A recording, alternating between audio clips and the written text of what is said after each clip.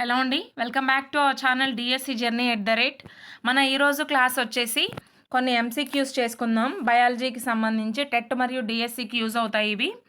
First question వచ్చేసి, ఈ క్రింది వానిలో ఏకవార్షిక మొక్క ఏది? అంటే తన జీవితకాలాన్ని ఒకే సంవత్సరంలో పూర్తి చేసుకునే మొక్క ఏదని. ఒరైజా సటైవా, రఫానస్ సటైవస్, మ్యూపా పారడైసియాకా, ట్రిబ్యులస్. మన ఆన్సర్ వచ్చేసి ఒరైజా సటైవా. వరి మొక్క దీనిలో ఏకవార్షిక మొక్క. ఇది ఏకవార్షిక కాదు, ఇది కాదు, ఇది కాదు. ఒరైజా సటైవా వరి అనేది ఏకవార్షిక మొక్క కింద తీసుకోవాలి.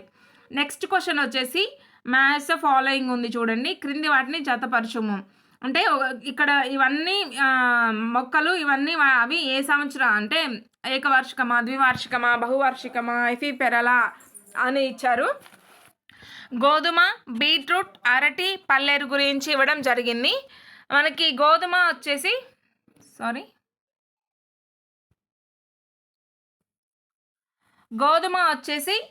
ఏకవార్షిక మొక్క, అంటే 1కి బి అనమాట. బీట్రూట్ వచ్చేసి ద్వివార్షిక మొక్క, 2కి సి. అరటి వచ్చేసి బహువార్షిక మొక్క, 3కి డి.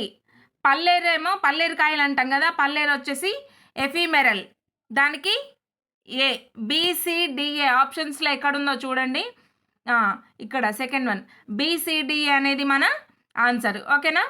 నెక్స్ట్ క్వశ్చన్, ఈ క్రింది వానిలో పొద ఏది? పొద అంటే గన్నేరు, సంపెంగ, చామంతి, ఇవన్నీ కూడా మనకి పొదలే అన్నమాట. నెక్స్ట్ క్వశ్చన్ వచ్చేసి, ఇది కూడా మ్యాచ్ ద ఫాలోయింగ్ ఇచ్చారు.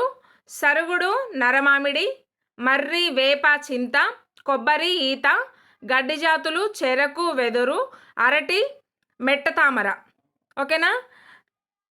ఇవి వేటికి సంబంధించినవని ఇవ్వడం జరిగింది మనకి. సరుగుడు, నరమామిడి వచ్చేసి చత్రాకార వృక్షాలు. ఓకేనా. బి. మర్రి, వేప, చింత వచ్చేసి శంఖాకార వృక్షాలు, అంటే బి ఏ. కొబ్బరి, ఈత వచ్చేసి మాను అంటే బాగా ఎత్తుగా పెరుగుతాయి కదా అట్లా. గడ్డి జాతులు, చెరకు, వెదురు, ఇవేమో తృణధాన్యాలకు సంబంధించి, BA, C, D.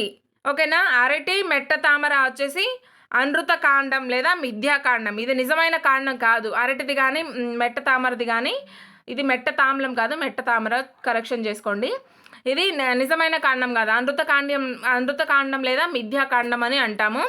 Fifth one వచ్చేసి ఈ బిఏసిడిఈ అనేది మన ఆప్షన్స్లో ఎక్కడుందో చూసుకుందాం. బి.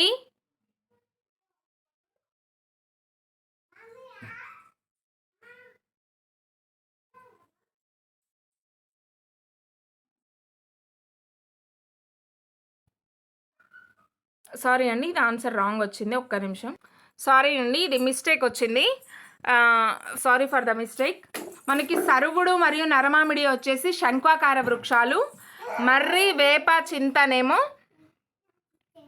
ఛత్రాకార వృక్షాలు, కొబ్బరి, ఈతనేమో మాను, గడ్డి జాతులు, చెరకు, వెదుర వచ్చేసి తృణధాన్యాల కింద తీసుకోవాలి. అరటి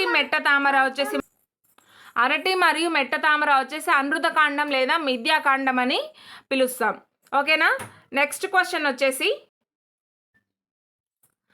తృణకాండం ఈ మొక్కల్లో కనిపించును. ఓకేనా. గడ్డి జాతులు, చెరకు, వెదురు, పైవన్నీయు. మన ఆన్సర్ వచ్చేసి పైవన్నీయు. అరటి, మెట్ట తామరల యందు ఉండే కాండం మనం ఆల్రెడీ పైన మ్యాచ్ ద ఫాలోయింగ్లో చూసాం కదా, వీటిలో ఉండేది నిజమైన కాండం కాదు, మిథ్యాకాండం, సూడోస్టెమ్ అని కూడా అంటాం ఇంగ్లీష్లో. ఓకేనా. నెక్స్ట్ క్వశ్చన్ వచ్చేసి, మొక్కల్లోని ఆహార కర్మాగారాలు అంటే ఆహారాలు తయారు చేసేవి ఏంటి అని. పత్రాలు. ఎందుకంటే పత్రాల్లోనే మనకి క్లోరోఫిల్ అనేది ఉంటుంది కదా, పత్రాల్లో క్లోరోఫిల్ ఉండడం వల్ల ఆహారం పత్రాల్లోనే తయారవుతుంది. సో మనం మొక్కల్లోని ఆహార కర్మాగారాల్లోని వేటిని అంటామంటే పత్రాలను అంటాం. ఓకేనా. నెక్స్ట్ క్వశ్చన్ వచ్చేసి, ప్రపంచంలో గల పూలనిచ్చే మొక్కల జాతుల సంఖ్య ఎన్ని ఉన్నాయంటే 1,50,000 వరకు మనకి ప్రపంచంలో పుష్పించే మొక్కల జాతులు ఉన్నాయన్నమాట. పుష్పించే మొక్కలు కాదు, పుష్పించే మొక్కల జాతులు 1,50,000 వరకు ఉన్నాయి. ఓకేనా. రంగులు కలిగి ఉండే పువ్వులు. ఇవి పగలు వికసించేవా, రాత్రి వికసించేవా, మధ్యాహ్నం వికసించేవా, సాయంత్రం వికసించేవా? రంగులు కలిగిన పువ్వులన్నీ కూడా పగటి సమయంలోనే వికసిస్తాయి. ఓకేనా? Next question. ప్రపంచంలో అతిపెద్ద పువ్వు. మల్లె పువ్వు, గోబీ పువ్వు, రఫ్లేషియా, తామర. ప్రపంచంలో అతిపెద్ద పువ్వు వచ్చేసి రఫ్లేషియా. ఇది కొన్ని కేజెస్ వరకు బరువును కలిగి ఉంటుంది. రాత్రి వేళల్లో వికసించే పుష్పాలు ఈ విధంగా ఉంటాయి. తెల్లగా సువాసన భరితంగా, నల్లగా దుర్గంధభరితంగా, ఎర్రగా సువాసన భరితంగా, వివిధ రంగులు సువాసన భరితంగా.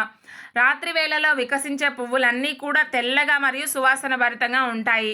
లైక్ ఎగ్జాంపుల్ మల్లె కావచ్చు, లేదంటే సన్నజాజులు, ఇట్లాంటివన్నీ కూడా విరజాజులు అంటాం కదా, అవన్నీ కూడా మనకి రాత్రి సమయంలోనే వికసిస్తాయి మరియు తెలుపు రంగులో ఉంటాయి. అండ్ ఆల్సో ఎక్కువ సువాసన కూడా కలిగి ఉంటాయి. కీటకాలను ఆకర్షించే పూలలో ఉండే తీయనైన పదార్థం ఏంటి అంటే మకరందం మరియు తేనె. ఓకేనా? పూలు ఎన్ని రోజులు నిల్వ ఉంటాయి? ఒక 2 నుంచి 3 days వరకు పూలు అనేవి నిల్వ ఉండడం జరుగుతుంది. నెక్స్ట్ క్వశ్చన్ వచ్చేసి కింది వాటిలో పూలకు సంబంధించి సరి అయిన నినాదం ఏమిటి? పూలదండలు గౌరవానికి, పూల చెట్లు ఆహ్లాదానికి. ఇది కరెక్టే. పూల చెట్లు వాసన మనకెంతో స్వాంతన. ఇది కూడా కరెక్టే. సిగకు పూలందం, నేలకు చెట్లందం. ఇది కూడా కరెక్టే. సో మన ఆన్సర్ ఈస్ 4th ఆప్షన్. ఓకేనా? జపనీయులు పూలను అందంగా అలంకరించే విధానాన్ని ఏమంటామంటే ఇకేబావా అంటాం. జపనీయులు పూలను అందంగా అలంకరించే విధానాన్ని. ఈ పువ్వుతో సెంట్లు తయారు చేయరు. పిటూనియా, మల్లె, గులాబీ, రఫ్లేషియా. ఓకేనా? వీటన్నిటితో కూడా సెంట్లు తయారు చేస్తారు. రఫ్లేషియా ఫ్లవర్తో మాత్రమే సెంట్ని తయారు చేయరు. బికాస్ ఈ రఫ్లేషియా పువ్వు అనేది కుళ్ళిపోయిన మాంసపు వాసన కలిగి ఉంటుంది. చాలా చండాలంగా కొన్ని మీటర్ల దూరం వరకు కూడా ఈ వాసన అనేది వ్యాపిస్తుంది. కుళ్ళిపోయిన మాంసపు వాసన కలిగి ఉంటుంది. అందుకే దీంతో సెంట్లు అనేవి తయారు చేయరు. ఇక రిమైనింగ్ ఇవన్నిటి కూడా మనం సెంట్లలో యూజ్ చేస్తామన్నమాట. ఇంకా మనకి ఇప్పుడు రఫ్లేషియా గురించి ఇచ్చారు. రఫ్లేషియా అనేది ప్రపంచంలో అతిపెద్ద పుష్పం. ఇది అవును, కరెక్టే. దీని బరువు 4 కిలోలు ఉంటుంది. వ్యాసం 1 మీటర్ ఉంటుంది. అవును, ఇది కూడా కరెక్టే. కుళ్ళిన మాంసం వాసన కలిగి ఉంటుంది. ఆల్రెడీ పైన కూడా చెప్పాను ఈ పాయింట్ మీకు. కుళ్ళిన వాసన 2 కిలోమీటర్ల వరకు వెదజల్లుతుంది. ఇది కూడా కరెక్టే. సో మన ఆన్సర్ ఈస్ పైవన్నీ సరైనవే. 18th question. కాచే కాలాన్ని బట్టి ఈ క్రింది పువ్వులను జతపరచుము. మల్లెలు, కనకాంబరాలు, చామంతులు. వేసవికాలం, వర్షాకాలం, శీతాకాలం. ఓకేనా? మనకి మల్లె పువ్వులు ఏంటంటే వేసవిలో పూస్తాయి, అంటే సమ్మర్లో. కనకాంబరాలు వచ్చేసి ఎక్కువగా వర్షాకాలంలో పూస్తాయి. చామంతులు శీతాకాలం. Answer is ABC. ఓకేనా? ఈ క్రింది వానిలో విత్తనం లేని ఫలం ఏమిటి? పైవన్నీ కూడా.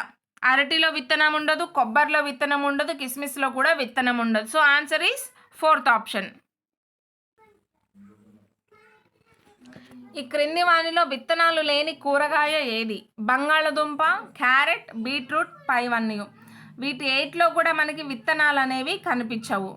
నెక్స్ట్ వన్ వచ్చేసి ఈ క్రింది వానిలో ఏ వేరును ఆహారంగా మనం ఉపయోగిస్తాం?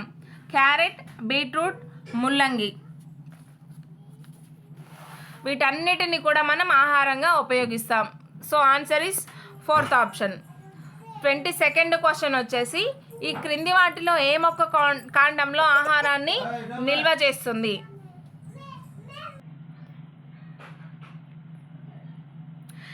ఈ క్రింది ఎడారి మొక్కల్లో కాండం కిరణజన్య సంయోగ క్రియను జరుపుతుంది. బ్రహ్మజముడు, నాగజముడు, కలబంద. ఓకేనా? బ్రహ్మజముడు మరియు నాగజముడు అనేవి రెండు కూడా కిరణజన్య సంయోగ క్రియ జరిపే కాండాలు. కలబంద వచ్చేసి ఐ థింక్ సో ఇది పత్రం అనుకుంటా నాకు తెలిసి. ఇంకా నెక్స్ట్ క్వశ్చన్ వచ్చేసి మొక్కల్లోని ఇతర భాగాల నుంచి కొత్త మొక్కలు ఏర్పడ్డాన్ని ఏమంటారు? ఓకేనా? శాఖీయ వ్యాప్తి అంటారు. క్యారెట్ యొక్క జీవిత కాలం 2 years ఉంటుంది. ఫస్ట్ ఇయర్లోనేమో పంట అంతా అంటే పంట కాయడం, లోపల అది ఆహారాన్ని నిల్వ చేసుకోవడం జరుగుతుంది. సెకండ్ ఇయర్లో వచ్చేసి అది నిల్వ చేసుకున్న ఆహారాన్ని మొత్తానికి పైన పువ్వుల రూపంలో బయటకు వస్తాయన్నమాట. ఆ నిల్వ ఆహారం క్యారెట్ రూపంలో ఏదైతే ఆహారం నిల్వ ఉందో అది మొత్తం వినియోగించుకొని పువ్వుల రూపంలో బయటకు వస్తుంది. సో అందుకనే ఫస్ట్ ఇయర్ ఎండింగ్లోనే క్యారెట్ని హార్వెస్ట్ చేస్తారు. సెకండ్ ఇయర్ వరకు ఉంచితే అది క్యారెట్ లోపల ఉండదు, ఆహారం అంతా యూటిలైజ్ చేసుకుంటుంది మొక్క పెరగడానికి. ఓకేనా. ఈ క్రింది వానిలో ఔషధ మొక్క కానిది ఏమి? తులసి, వేప, నీలగిరి, మామిడి. మామిడి అనేది ఓన్లీ మనం తినడానికి మాత్రమే యూజ్ అవుతుంది, కానీ దీనిలో ఎటువంటి మెడిసినల్ వాల్యూస్ అనేవి లేవు. తులసి, వేప, నీలగిరి ఈ మూడిట్లో కూడా మెడిసినల్ వాల్యూస్ అనేవి ఉన్నాయి, మామిడిలో మాత్రం మెడిసినల్ వాల్యూస్ అనేవి లేవు. సో ఆన్సర్ ఈస్ మామిడి. 1 కిలో తేనె తయారీకి ఎన్ని పూల మకరందం కావాలి? మనకి ఎన్ని పూల మకరందం కావాలంటే 2 మిలియన్ల పూలు మకరందం వరకు 2 మిలియన్ల పూలు మకరందం కావాలి 1 కిలో తేనె తయారు చేయడానికి. ఓకేనా.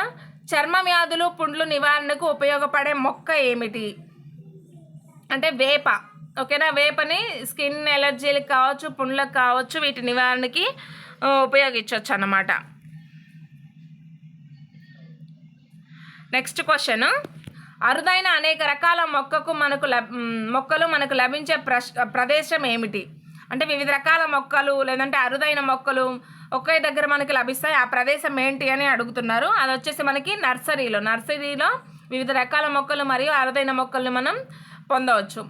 ఈ పంటకు ఎక్కువ మొత్తంలో నీరు కావాలి. వరి, మినుము, వేరుశెనగ, సజ్జ. సో ఆన్సర్ ఈస్ ఆల్రెడీ మనకు తెలుసు వరికేమో ఎక్కువ శాతం నీరు కావాల్సి ఉంటుంది. ఓకేనా. మన రాష్ట్రంలో కొన్ని దశాబ్దాల క్రితం వరకు దాదాపు ఎన్ని రకాల వరి వంగడాలు, వంకాయ రకాలు ఉండేవి? 5400 రకాల వరి వంగడాలు, 3500 వంకాయ రకాలు అనేవి ఉన్నాయి. కానీ ఇప్పుడు అన్ని రకాలు లేవు, ఒకప్పుడు ఉండేవి. ఈ క్రింది వాటిలో అతి పురాతన వ్యవసాయం ఏది? పోడు వ్యవసాయం లేదా విస్థాపన వ్యవసాయం అంటారు దీన్నే. సాంద్ర వ్యవసాయం, సుస్థిర వ్యవసాయం, మిశ్రమ వ్యవసాయం. ఆన్సర్ ఈస్ పోడు లేదా విస్థాపన వ్యవసాయం. ఆధునిక పద్ధతుల్లో సాగు చేసి ఎక్కువ దిగుబడి పొందే వ్యవసాయం ఏమిటి?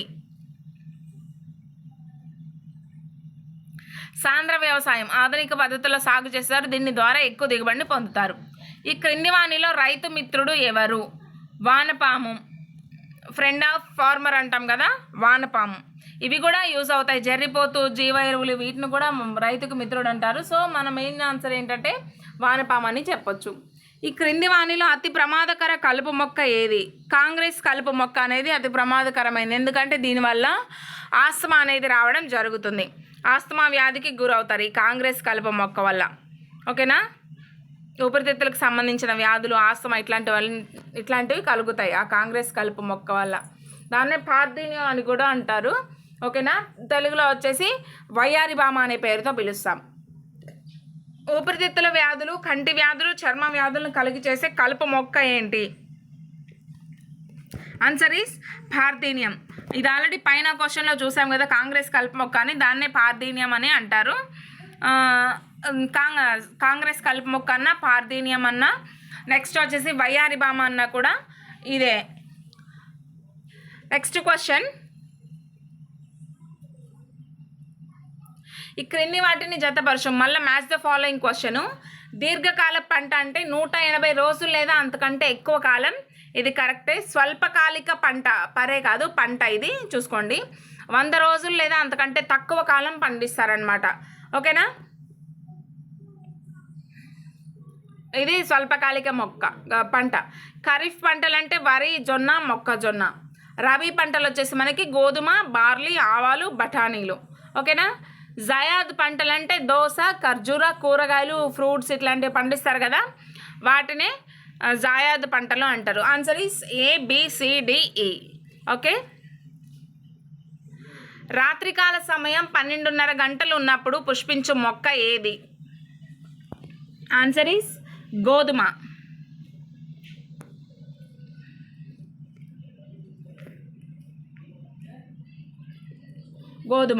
ఈ క్రింది మొక్కపై రాత్రికాల ప్రభావం అనేది ఉండదు.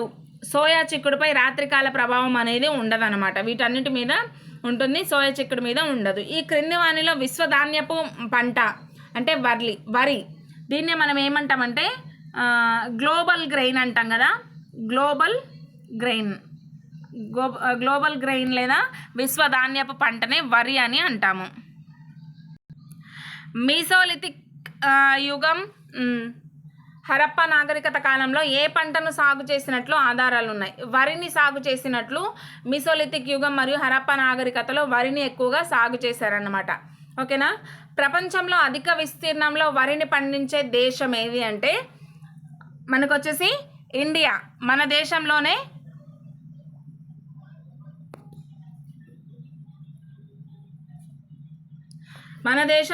ఎక్కువగా వరి అనేది పండుతుంది.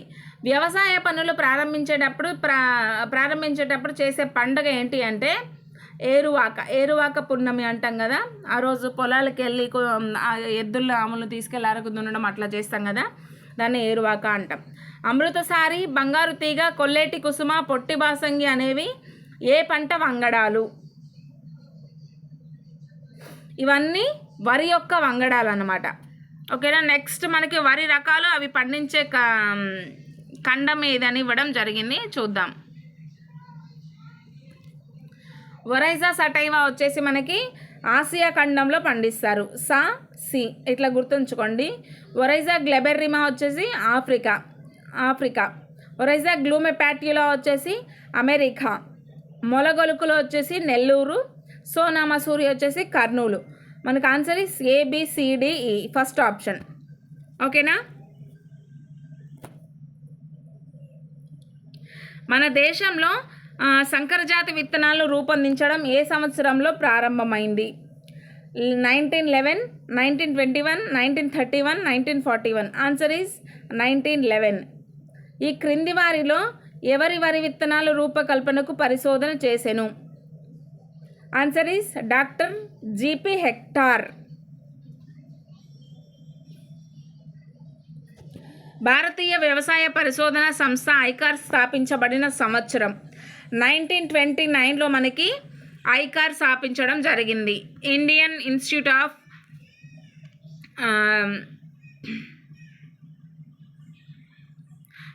క్రాప్ రీసెర్చ్ ఇన్స్టిట్యూట్ అంటాం కదా, భారతీయ వ్యవసాయ పరిశోధన సంస్థ. 1950 నాటికి 1950 నాటికి మన దేశంలో ఎన్ని రకాల వరి వంగడాలను రూపొందించారంటే 445 రకాల వరి వంగడాలను రూపొందించడం జరిగింది. పొమాటోను ఏ మొక్కల సంకరణం ద్వారా శాస్త్రవేత్తలు అభివృద్ధి పరిచారు? టొమాటో మరియు బంగాళదుంప. టొమాటో మరియు బంగాళదుంప హైబ్రిడైజేషన్ ప్రక్రియ ద్వారా పొమాటో మొక్కను రూపొందించారనమాట.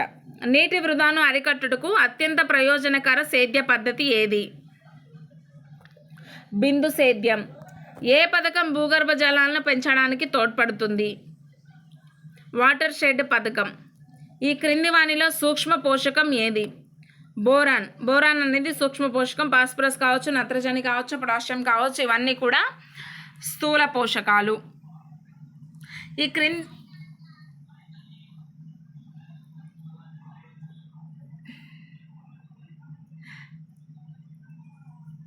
ఈ క్రింది వానిలో స్థూల పోషకం కానిది ఏది? ఓకేనా. ఇనుము అనేది స్థూల పోషకం కాదు, ఇది ఒక సూక్ష్మ పోషకం అని చెప్పొచ్చు. కొత్త ఆకులు, పుష్పాలు వేగంగా రావడానికి తోడ్పడే పోషక పదార్థం. నత్రజని